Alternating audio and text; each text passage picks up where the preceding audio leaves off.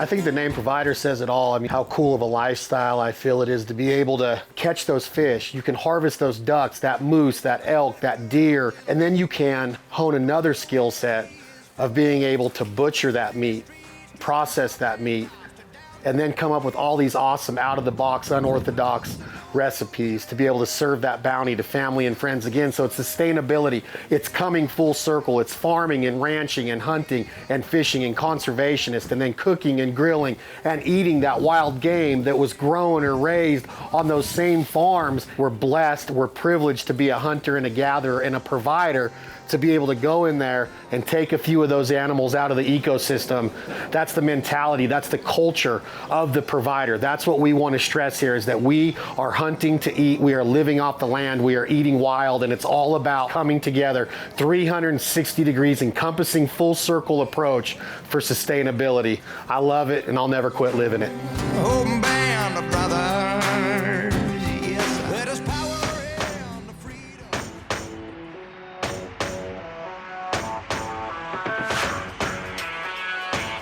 We're up here with Barkley Fisher at Buck Paradise South Outfitters. The ducks are here. We got fresh snow, fresh mallards. Let's go to work.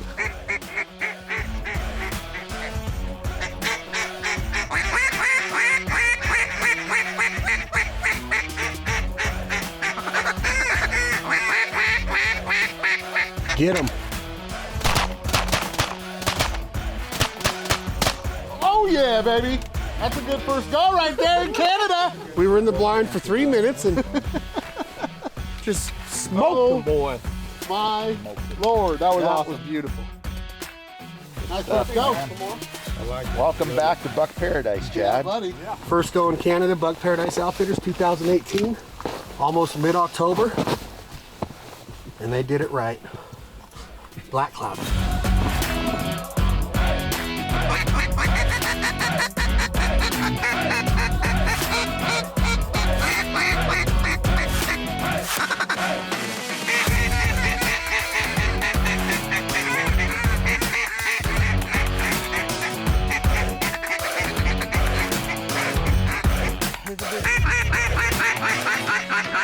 Wow, that call sounds good, man.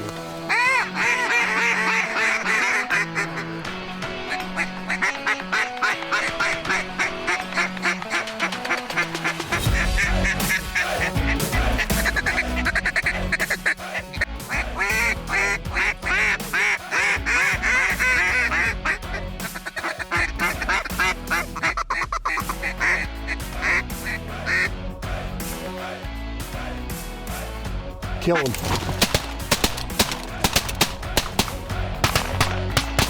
Nice shooting, man. Yeah, there's a brain out. Good job, boys. Yeah. Beautiful shooting. 1, 2, 3, Dang it, 4, that was 5, pretty, boys. 6, 7, 8. 8 ducks. 8, I'm pretty sure. Nice. Barkley.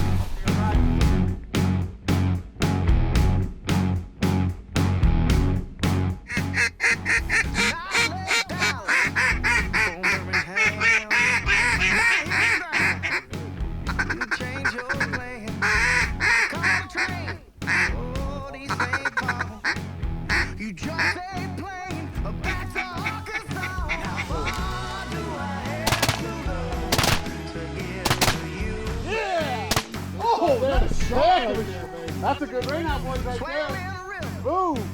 Now see Yeah. cloud over mountain, all top tree. I shoot the moon, swing from the stars. I'm taking a rocket ship.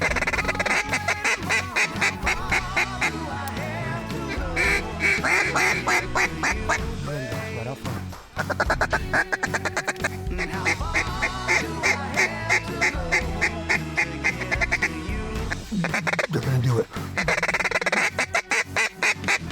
Kill him. Nice work right there. That was They did pretty. it perfect. How far do I have to go to get to you? Pulling that trigger is such a small part of the duck hunter, the goose hunter, the outdoorsman harvesting wild animals, getting them ready for duck raviolis. It means everything to me to be able to go back, take that wild game that we hone that skill set to get harvested, and now we get to eat it with friends and family. The first step is going to be, we're going to prepare the dough for the raviolis. Okay, we start with 8 cups of flour. There's better ways to do this. There are all these fancy machines these days, but this way my grandmother did it. So that's eight cups of flour. 8 cups of flour. And this is going to yield how many? 2 crusts. 2 crusts, hopefully around 200. 200 ravioli. 180. And are they about 1 inch by 1 inch, or how big are they? Yeah, this is the press. They're about that. So, and then when they expand, though, when you cook them, they expand up to a little over better than an inch. Better than an inch. So we have 8 cups of flour and 4 eggs. I'm good at this. All right, break them in. Just no shells, right? No shells. That's all right, as long as you don't get the one with the shell involved. Yeah. Okay. About 3/4 tablespoon of salt. And if you'll pass me that oil, 3 tablespoons of oil. That's olive oil. Yep. And it calls for cold water. What I do, there's spinach and lettuce also part of the filling. And when I cook them, I save the water. It doesn't look appetizing, but it's full of vitamins. You don't want to throw all that stuff down the sink. It's full of vitamins. Yep, all the vitamins from the vegetables get cooked out into the water. So it usually takes about 2 to 3 cups of water. Just keep adding flour as you keep adding flour as you go. Start adding a little moisture. Vegetable water. Vegetable water. There's that top drawer right there. Will you give me a butter knife out of there? For like the surgeon's assistant, right? Surgeon's assistant. Scalpel. Obviously, you know what you're doing because you're not adding too much water. You can see that. Yeah, you can't. The texture of that dough is becoming perfect, and it's not too wet. You don't want it too wet. You don't want it too wet because it'll get. You can, if you do it, just add a little flour to it. But we want to pretty much stay where we're at flour-wise. Now, as you can see, it's starting to come into texture, and we'll go until it's smooth. Okay, you can see the texture of it now. You can feel it. Oh yeah. Yes, sir. Now she's ready to rest. Now, when it comes out from resting, it's going to have a completely different texture. It'll be a moister, smoother texture. And the reason I found it sitting for an hour, you have better stretch, and I get better yield. So an hour at room temperature or refrigerator? Yeah, room temperature right under these bowls, which were my grandmother's. So it's going to rest underneath this bowl right here for an hour. Yep. We'll cut that one in half, and that one will give me close to 100 raviolis, and we'll do the second half, and the same with the second crust. I like it.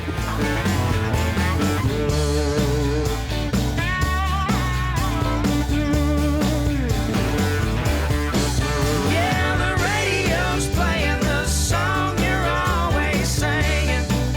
You're doing a good job. It's starting to come together, yeah, Paul? Yep, absolutely. You would hire me as a dough maker? Absolutely. Pretty soon, this will have sauce, duck inside and sauce on the top of it. There you go. Just like that. Because 21 days has got me thinking that In the door. 21 days is 22 days too long.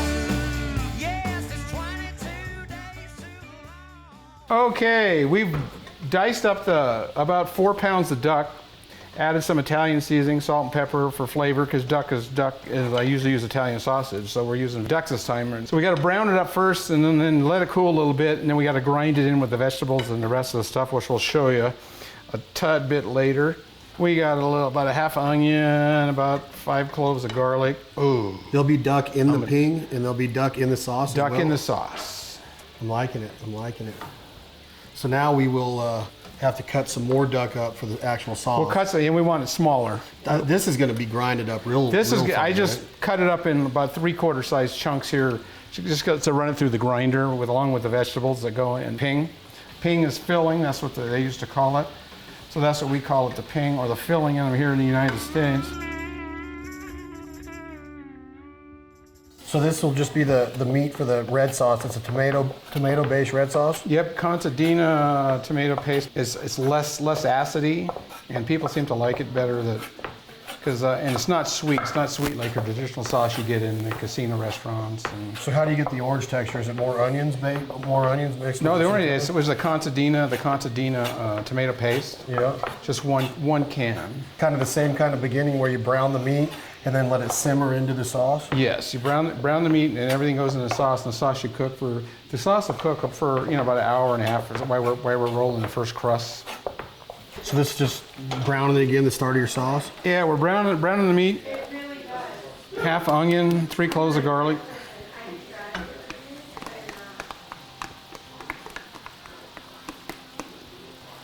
That'll be the base of the meat Yes, sir. sauce. Now the sauce itself, like I say, the secret ingredient, we got rosemary, we got parsley, but chili powder and a pinch of nutmeg and allspice are the main ingredients. 3/4 of a can. About 6 cups of water.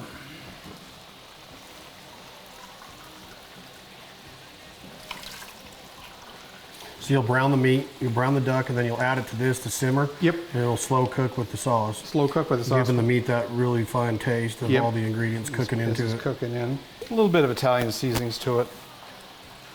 Like we did the ping. A little bit of salt. So this is, what do you got in here now? The vegetable This is baby spinach and lettuce. This is the start of the ping. This is where you start. Can you imagine your grandma doing this by hand, getting the vegetables this fine? I mean, I that's don't a lot have of to work. imagine it. Yeah, you because don't- all she had was a hand grinder, and guess who got the grind? You got the meat grinder, Absolutely. huh? In fact, why- I still got it in the cupboard outside. So you do pretty much everything old school still today, except this part, huh? This part. We coming together like a band of brothers, riding out that weather like a band of brothers. Yeah, west north, way down southern, east to west, it don't matter your color. Parmesan cheese? Open band. How much of that do?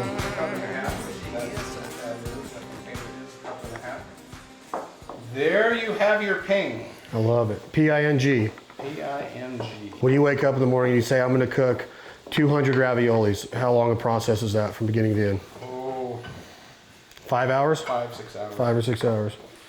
So now we're gonna do a little taste. Yep. This is the taste of the ping. It's the taste of the ping. Now what's it supposed to taste like? Heaven? Heaven.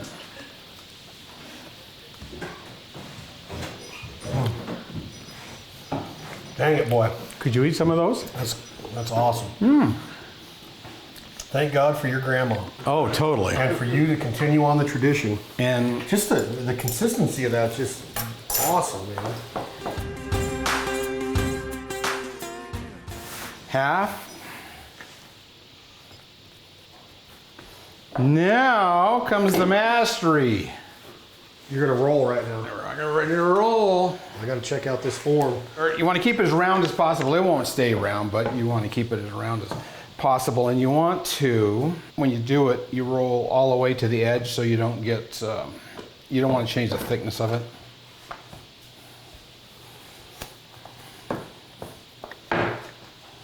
And you can see we got a gap there, so we want to fill that gap a little bit. To this is, you smooth it, keep it a little bit of draw, and you keep it tight. This is the hard part that people can't quite get the feel for. Get bigger, it's a little bit looser. When it's done, what's nice, how I can tell it's done or getting there is now you can almost see the wood grain of the wood of the board through the dough. Starting to thin out really good.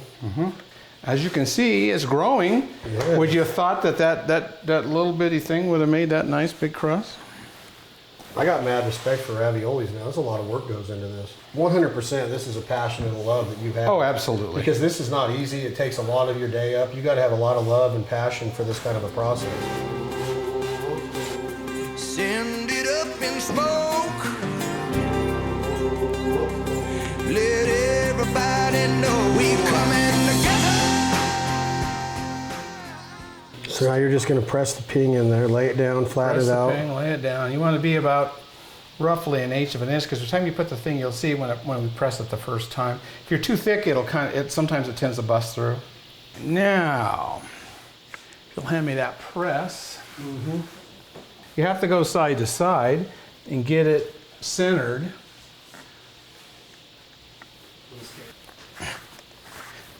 Now, the second one, as my nephew can tell you, if you do that, what happens? You can't run your cutter, so you have to make the streaks have to be even.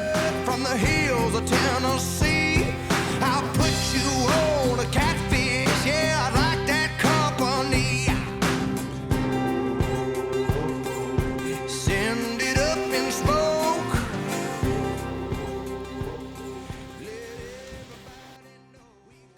Yeah, once you bring your water to a boil, and then you put the raviolis in. Now I'm going to probably put these in the freezer for now until our next crust is done. If they're frozen, usually takes a little more time for the water to come, but once the water comes back to a boil, you want to turn it down to just a slow boil, just a very little rolling boil. And you have to make sure you open your wooden spoon and keep the ones off the bottom so they don't stick to the pan. And usually about 20 minutes until al dente. Al dente is what for the chefs in the... Throw it on the wall when it's good. There you go. Hey, this is when Italians say a couple different things, chin chin or salute.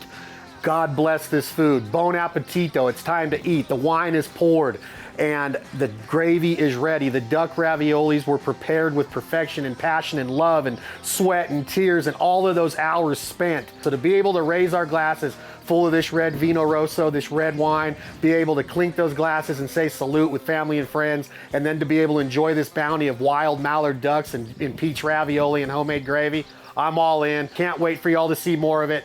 We're gonna bring it to you week by week. I'm talking wild game hunting preparation, from the scout to the decoys, to the deer, to the turkeys, to the ducks, to the geese. It doesn't matter what you chase. You might even be in the waters fishing them up. We're gonna teach you recipes, unorthodox, thinking outside the box, how to prepare that wild game, butchering, processing, vacuum sealing. If you can kill it, we're gonna cook it right here at The Provider. Check out our new cookbook, our new line of dry rubs. Again, I'm Chad Belding. We're blessed and humbled to be an American hunter. Welcome to The Provider.